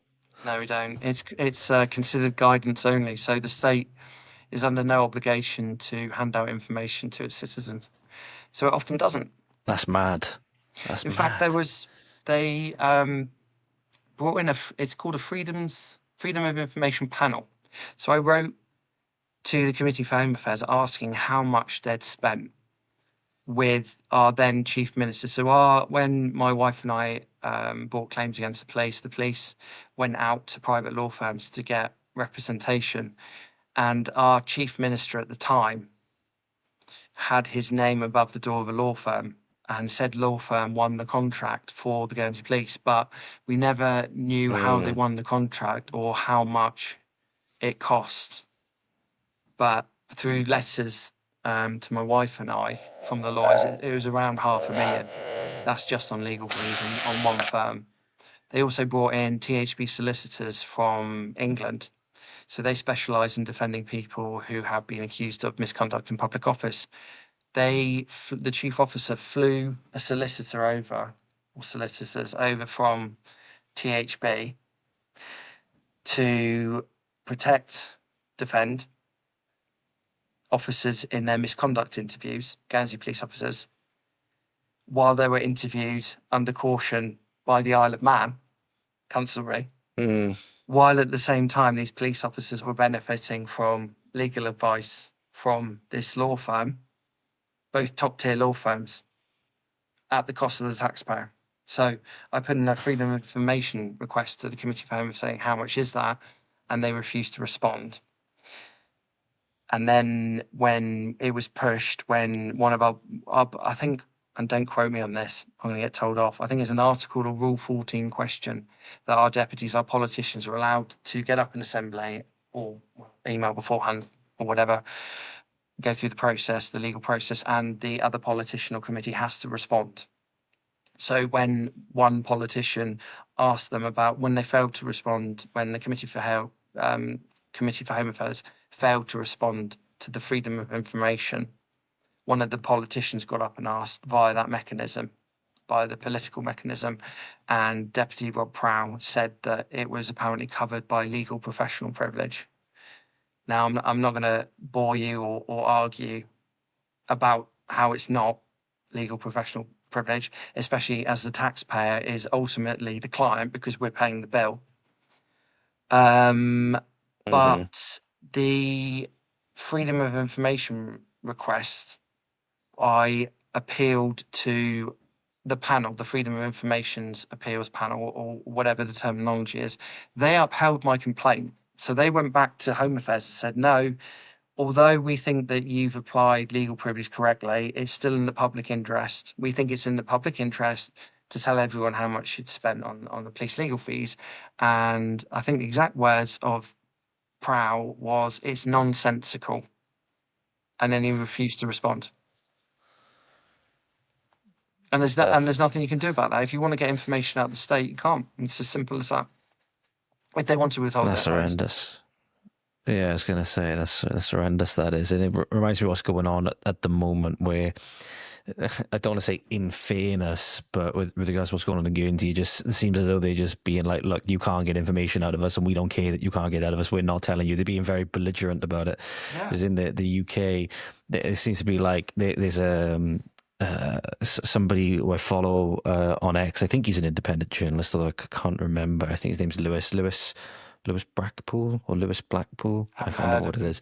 But he's always showing that he's putting in freedom of information requests. And one of the biggest things he's trying to get into at the moment is relating to an incident or related to a visit from Larry Fink and BlackRock and other big, these like globalist multinational corporation leaders that came to the UK to have a meeting with Keir Starmer, and they put in a Freedom of Information Act request to, I think it was, have like the minutes of the meeting released to see what was discussed and things like that. And it just seems that at every turn, the British state are refusing to release it. They're, trying to obfuscate, they're trying to distract, they're trying to say that for this reason, that reason, or this mistake that was made or whatever. And there's all these different things to try and stop the information from being released. And I don't know what it is, whether just we have this like veneer or like appearance of a Freedom of Information Act, but obviously if the state doesn't want information being released, it just seems as though it's not going to release it. But with Guernsey having no laws in place to have any sort of transparency whatsoever, it makes you wonder the things that they could hide and get away with. And it's not even like they need to try and make up some elaborate excuse to try and get around your request. They just be like, nope, they're not so subtle in Guernsey. They're just like, no, tough shit. Yeah, Pardon my French. I know one of the same guys doing a really big thing at the moment with regards to the water quality in the UK at the moment. There's like heavy metals in the water that shouldn't be, and stuff like that. And I can only imagine if that was going on, if there was these really big problems that could be unearthed by a Freedom of Information Act request, like going on in a place like Guernsey, for example, you guys would have absolutely no way to find that out, it seems, unless the government obviously wanted to release it. In fact, there was, I don't know if it was incidental or not, but I'm sure I saw a Freedom of Information request talking about the chemicals that was put into Guernsey water, but I won't say more on it because I can't remember the facts. Yeah, it's just very, very troubling because, as you mentioned, again, as we're going back to that big theme of everything that we've been talking about, transparency and openness, and especially with regards to something as powerful as the state, as powerful as the government, as soon as they start closing in, as soon as they start closing off and trying to hide things, there's seriously bad things that are going on for the most part. But bringing back to more of a sort of like positive note again, as we start to round this out a little bit, because I've got a meeting in my gym, which I need to go to in a moment. You mentioned you were feeling a little bit or more hopeful for Guernsey in this sort of next election cycle and going forward. What are some of the things that you are hopeful for and potentially hoping to accomplish in the near to mid to long future? Some milestones which either you have set that you want to achieve, or some again just things that again make you feel full of hope at the moment. We've got a new chief officer of police. We've got a new deputy chief officer of police. So a lot of the problems, I believe, when we're talking about cultural, because we have no independent and impartial oversight over here, it's a bit like Lord of the Flies law enforcement. So you let the kids go. There's no adult supervision. But just imagine if they weren't picked up by the steam at the end of the book of Lord of the Flies. Imagine if they grew into fully grown men and then they started recruiting boys underneath them. That you don't require any education to join local law enforcement. You need, you don't even need an average amount of health if you're looking at they measure it by the bleep test. So not exactly attracting great candidates, but you're paying them a hell of a lot of money compared to the other comparative jobs that require more in terms of education or experience and whatnot. So are you attracting the right candidates? But the main problem again is that I know this is a bit of a far-fetched analogy, but you have got young men growing up in a culture of we'll do when they all put the boot in when someone's, for example, in 1997 the story we talked about earlier, when they all came in and were made to kick the suspect in the floor of the cell, so they were all complicit in it. They grew up, and that was normal. And while the rest of the world changed, Guernsey never changed. It never went with the times. And the little boys that, started off there, they're in middle management, and then they went to senior management, and then it just perpetuates this vicious cycle. And who's going to stop them? Who's going to stop them? This whole thing probably kicked off is because, I and my wife we just had enough, and we weren't gonna lay down and take it, because I just didn't think it was right. And I never asked people to believe me. What I wanted was just all of the facts to come out, and for people to know, for people to make up their own mind. That's all I ever wanted. Never asked people to believe me. You should always look at your own evidence, question your beliefs, and make up your own mind. So that has led to one of the best things, which has led to, is a new chief officer of police. I think he's been here 5 or 6 months. One of the first things he did was he wrote to me and said, "Do you want to meet? I want to hear you." Another thing he did is he set up a survey asking Guernsey people, how do you feel about the Guernsey police and stuff like that. And then he set up a police community meeting, which I attended. And the former chief officer never did anything like that. He never cared a whit about what the public thought. Neither did Home Affairs. So immediately the chief officer got, a lot of people's hopes up, because he did things in the first 3 weeks that his predecessor hadn't done in 20 years. And I hear that he's been doing things behind the scene. He didn't tell me. He's very tight-lipped about it, as he should be. But I've been hearing very good things about him behind the scenes. Him and a couple of other people. He's brought someone over, and they seem to be cleaning house. Oh, that's good.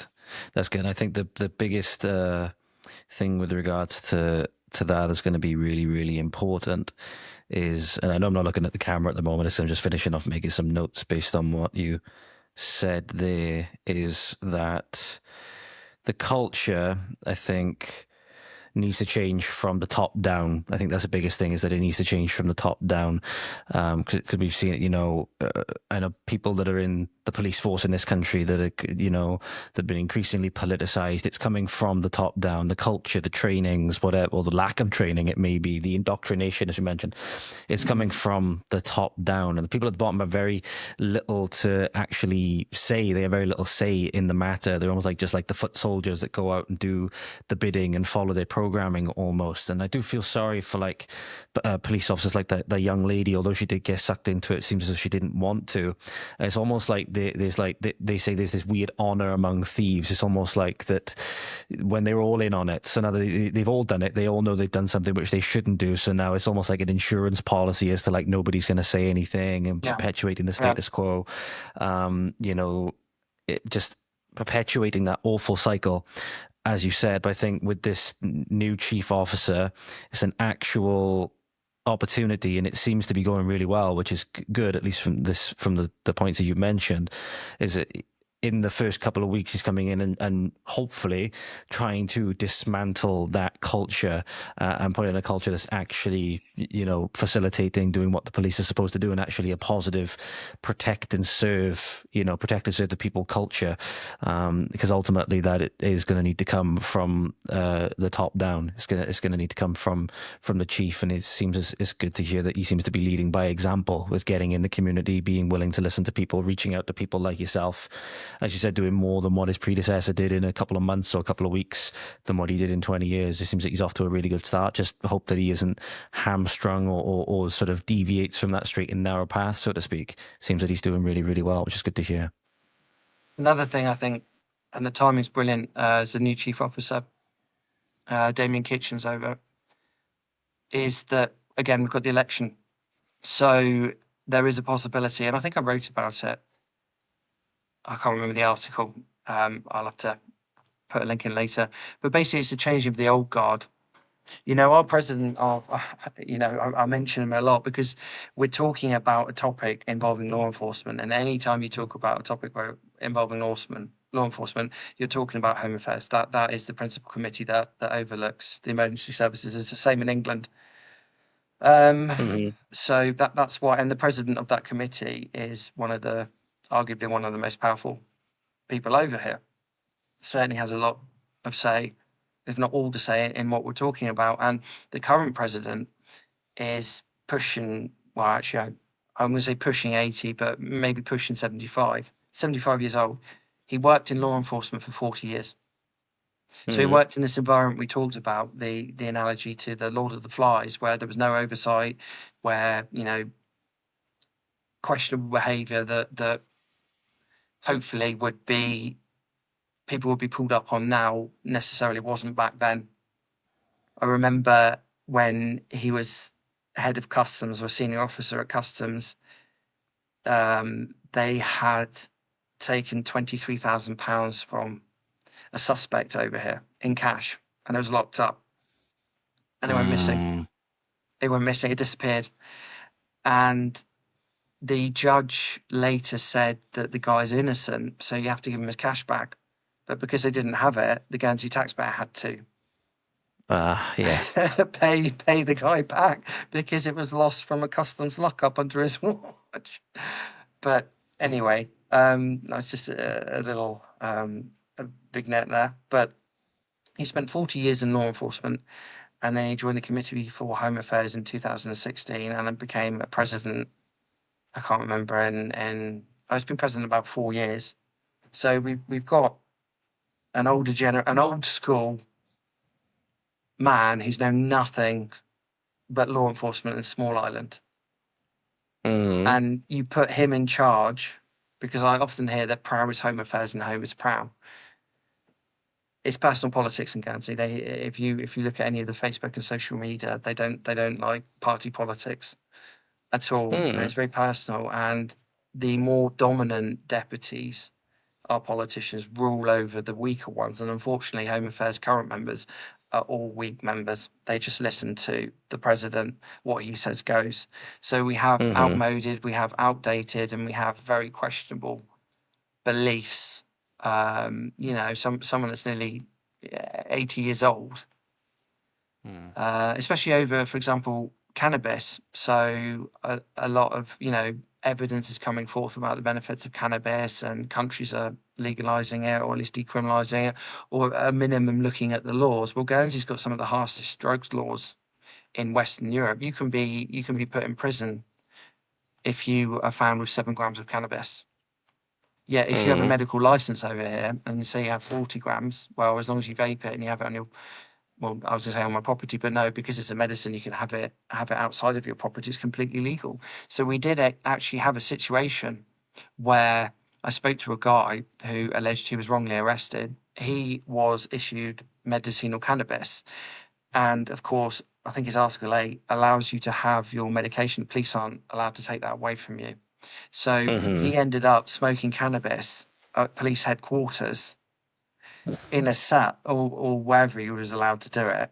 When, Mhm. a couple of rows, down from him, there was a kid that had got caught with like 10 grams of cannabis.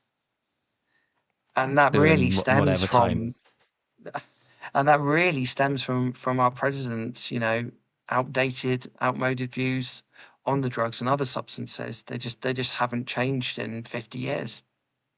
Mhm. We're supposed to be evidence led, based, especially politicians. They should be basing their decisions on coming to conclusions based on best evidence, but they just simply don't over here. It's just, no, I believe that, and nothing's gonna change my view. It's almost delusional, isn't it? When one doesn't change their views or their beliefs in the face of reality, I think that's pathologically classed as delusional. And of course, human beings are all delusional. We're all delusional in our own way, aren't we? One of the wonders of being human. But when it's that strong, when it comes to a person who has so much control over other people's lives, it's not funny anymore. It's starting to get dangerous. Yeah. Yeah, absolutely. So Absolutely. I just opened up that article you mentioned, the Guernsey police changing of the guard article. So I just wanted to look over some of the things that were in there. It says here is that I'm not sure what this statement means. I thought it would be the person that you're on about. So the person you're on about, you said you had about 43 years in the Guernsey police. Is it Deputy Chief Officer Customs. Philip Breben?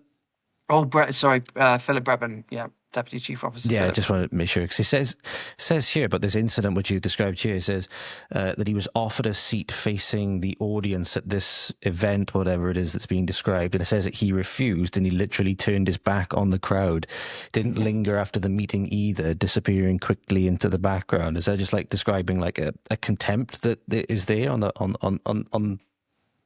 part of I don't Breben? think it was contempt. I think it was fear.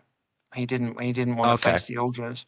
Miss A, when her complaint was submitted filed by her lawyer, he was the officer. He was the appropriate authority that dealt with it.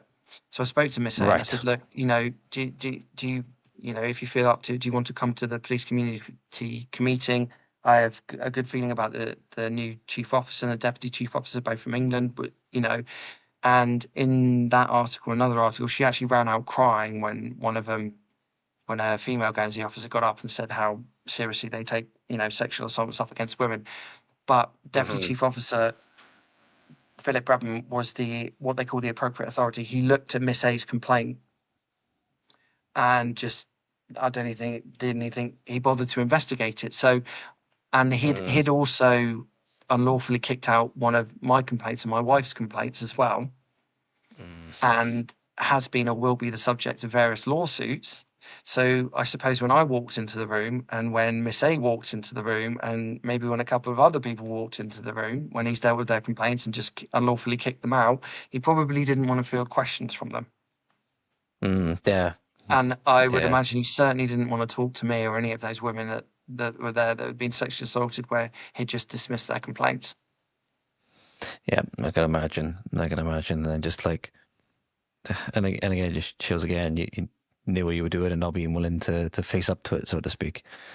But yeah, that's awful. It's good to hear though that sort of outlook, that sort of culture, whatever's going on in the higher ups of, the police, with the new chief that's coming in, hopefully is going to be certainly coming to an end, that awful culture that's perpetuating some of the awful things that we've discussed today. But yeah, that's been amazing. Where can people find you, like social medias, and if they want to follow the sort of things that you do? Obviously, the website for the People's Trust Guernsey will be linked down below, guys. But I'll let Rob tell you a little bit about what has in future for himself and where you can find him if you'd like to go and follow what he does. I would strongly recommend it. I'm also on X. Not too much. Guernsey people tend to favour Facebook rather than X, but I'm on there anyway. If you wanted to put my handle in there, that's absolutely fine. And on the website, if you want to contact me either way like that, I'm pretty accessible. As I said, I am standing for a politician, a deputy in 2025. In fact, I think we've got over 100 nominations, bearing in mind our sitting assembly is 38 politicians from Guernsey, 2 from Alderney, which is part of the bailiwick of Guernsey, but I won't bore you with that. And you're talking about milestones. I would love to be elected, and unsurprisingly, I would love to sit on Home Affairs. There's a lot that needs changing, I believe, and I'm just really happy that, if I am privileged enough to be elected, I'm very happy. And because the thing in Guernsey is you can be an elected representative, the people can elect you, but to get them to any committee where the real power is, you need to be voted on by the majority of your peers. So although the people of Guernsey elect their politicians, they don't elect who goes on what committee and who's president of what committee. So we had an interesting example last year. We had Deputy Gavin St. Pierre. He got just shy of 14,000 votes. And I think that he received more votes than any politician had ever. Well, I mean, we've only been doing island-wide voting twice, but he received a hell of a lot of votes. So arguably, the people of Guernsey wanted him to rule. That's a bit of an antiquated term. Govern them. They wanted them to be what we call chief minister, which is the equivalent of your prime minister. But he didn't get it, and in fact, he didn't get a seat on any of the committees because in my view, the politicians at the time didn't like how he was operating. He was asking questions. He wanted transparency, and they're like, no, we can't have that. So although if I'm lucky enough to be elected, I hope that my political peers would allow me onto the Committee for Home Affairs. Certainly, that's where I think I'd be best used. And I'm really looking forward, if that happens, to working with the chief officer, because the chief officer of police, by the way, in Guernsey we have customs, which is called the Guernsey Border Agency, and we have the Guernsey Police, and the head of the Guernsey Police is also the head of customs. He's the head of law enforcement. So, and we don't actually have a complaint system for our customs agents. They're even though they have similar powers to police officers and they can arrest people and detain them, it's madness. And I hope that I could do good on that committee, that I could and fight overall generally for more openness and transparency, and getting out there and just talking to people, finding out what they want and how they feel, because I feel, and I think that they feel, they've been ignored for too long. Which is probably the only reason where I am today. I am, ironically, a system of the police complaints. I am an outcome of the police complaint system. Ironically, if we never had that, we wouldn't even be speaking. I always like to think that when it gets too much, nature kind of creates the opposite, just a small amount, just to counterbalance. And I think that I was just in the right place at the right time, or the wrong place at the wrong time, and I just happened to have a set of characteristics where I believed that the right thing to do, even if you're going to lose, is fight for the things that you believe are right, and to defend and help other people, especially if you have access to other resources that other people don't. I never believed it or understood it when I was younger, but the older I get, and obviously being a father, the more I think that people in my position have a moral obligation to help other people that aren't necessarily as lucky.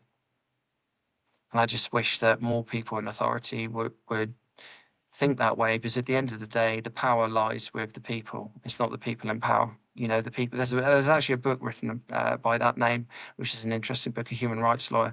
But at the end of the day, it's the people that put these people in power. It's the people that allowed the police to consent. There's 130 of them. There's 65,000 people over here. What if they suddenly? It would never happen, and I would never encourage that kind of thing. But they're outnumbered quite a few to one. We allow them to police us. We allow the government to have the positions that they have, and I really think that the current politicians, and especially our future politicians, shouldn't forget that. Yeah, absolutely. I think that's why as well, this be the final note now, is why they need to keep people divided a lot of the time on whatever grounds, whether it's this, whether it's on the trans ideology, whether it's on any other kind of ideology that's permeated the space nowadays, all just to divide people. Because as you said, is 130 versus 65,000. It'd be complete wash. It'd be a complete washout. There's no contest. No. So if they do want to institute some, corrupt system and stuff like that, they need to keep just regular people in the communities fighting against each other, because they know that that's the only way they're going to keep people distracted long enough to get through whatever they need to get through, or to negate the fact that if they were to all come together, then they would obviously be a very, very formidable force. And as you said, they are allowed to police. It's not it is done by force, but if everyone was to come together in the UK, there would just be a lot more. There'd be a lot more people with pitchforks than they would with truncheons and hats. You know what I mean? Absolutely. But yeah, that's really good. When is the election, if you don't mind me asking? Sure. The manifestos, or where you find out who your potential future leaders will be, have to be in by the 14th of May. And they're all allowed this year. They're all allowed 4 pages. So I think there's over 100 candidates, so there's going to be over 400 pages. And they're allowed short videos this year as well. And then the election takes place on, I better get this right, I think it's the 25th of June. There we are. So hopefully, out with the old guard, in with the new. Time for a change. I'm very positive. I'm very hopeful. I'm really glad that you didn't seek out all of the negatives. because we could be talking here, you know, and like politically, I could be running a negative campaign because there's a lot to complain about. But as you alluded to earlier, if not expressly stated, it's very easy to be divisive. It's very easy to pit people against each other. It's very easy to be moan about this and that and that. It's hard to unite people. It's hard to admit you're at fault, and it's hard to get people to come together, work together for a common cause. And I really hope that this time round, it's a very kind of utopian idea, maybe, isn't it? We all work together for the better society, and obviously that's not going to be reflected in reality. But at least, hopefully, we might be moving towards that. You know, we never know. At least where we are now, let's just accept that, and let's just see reality as it is, and then let's try and make it better. As long as you're doing things to put yourself on a positive trajectory, then, you know, if everybody done that in their own lives, and then it would improve societally. But politically, obviously, there's things that we can do that as well to put, you know, nations on the path to prosperity and stuff like that. If you are listening to this or watching this in Guernsey, do keep this conversation in mind when it does start rolling around to election season. But that'll do us for today, Rob. Thank you very much. I'll put all of your, the People's Trust Guernsey down in the description. You'll find Rob's X handle down below as well. Trying to go and follow him. But yeah, I feel it's been an amazing conversation. I wanted to bring these to light because, again, there's horrible things going on. They need to be addressed, but then people need that reason to hope as well, obviously, and to work towards a better future. Rob, thank you very much for this. I really appreciate it. Thank you very much. And there you have it, ladies and gentlemen. My conversation, my sit down with Mr. Rob Curgenven. Hope you enjoyed it, or at least some bits of it. Obviously, there was a lot of dark things that we talked about in this interview. The one thing I want to draw your attention to, though, it's all well and good, and we need to, focusing on the negative things that are going on in all of our societies and all of our countries, across Europe and America, in Great Britain, and obviously places like Guernsey and stuff like that. I have to first admit that there's a problem. One of the biggest things that I've seen waking a lot of people up at the moment to what's going on with regards to this sinister agenda that I feel is at play is how much things have tried to be covered up, obfuscated, lied about. So now that the narrative has become uncontrolled, now that the powers that be have sort of lost control of the narrative, we can sort of see things a lot more for what they are, or at very least have a lot more better open discussions about these kinds of things. It's still very easy to feel hopeless. It's still very easy to feel as though there's nothing left, as though the game is already set and won, as if the dominoes have already fallen and there's nothing we can do. And ultimately, if that really is the case, if you listen to my interview with James Monroe, somebody posted a comment on one of the clips that I released talking about political solutions, and that one of the most dangerous things that we could be saying at the moment is that there is no political solution. Many people are in that camp feeling there is no political solution. Ultimately, then you have to ask yourself, what alternatives do we have? But if the situation really is that hopeless, what recourse do we have? What hope do we have? So looking for those reasons to hope, looking for those positives that we can glean from this really negative situation, looking for that silver lining in the cloud, so to speak. What's some things that you can think about? And you might need to take a little while to think about this. You might not have something that pops out right away. But what some things or thing that is giving you reason to hope that things will get better? We need as many of those as possible, because we need reasons to fight. We need reasons to fight. Thank you very much for watching or listening, ladies and gentlemen. Looking forward to catching up with you next time. We have a very, very important guest coming on in the very near future, in 10 days or 11 days at the time that I'm recording this. It's going to be a bombshell interview or bombshell conversation. Absolutely. But thank you very much. As always, ladies and gentlemen, have a little think about that. Leave your comments, your reasons to hope down below. As always, shoot me a DM, whatever it may be. Quoted this post. And I'll catch up with you again very, very soon. Godspeed.